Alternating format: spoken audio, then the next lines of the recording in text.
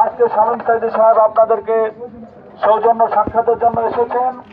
তো রাত্র যেহেতু অনেক হয়েছে, তিনি আপনাদের সামনে সংক্ষিপ্ত বক্তব্য পেশ করবেন। তো এ পর্যায়ে আপনাদের সামনে বক্তব্য পেশ করার জন্য অনুরোধ জানাচ্ছি বাংলাদেশ জামায়াত ইসলামী সামনে দিয়ে সাইড কেটেই তো উপজেলার সংগ্রামী আমির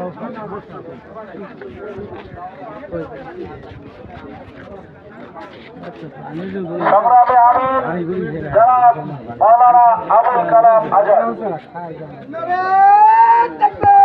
আল্লাহু আকবার। সংগ্রামী জনতা, আসসালামু আলাইকুম। আমাকে আপনারা সবাই চেনেন, আপনাদের পাশে অনেক ছিলাম, আসছি, অনেকবার আসছি, একা একা আসছি। কৈজাসের কারণে একা একা আমার হাঁটতে হয়েছে। আপনারা আপনার এই এলাকা আমাকে খুব ভালোবাসেন।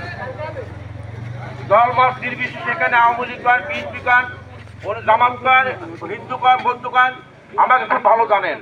আমি ভালোবাসি।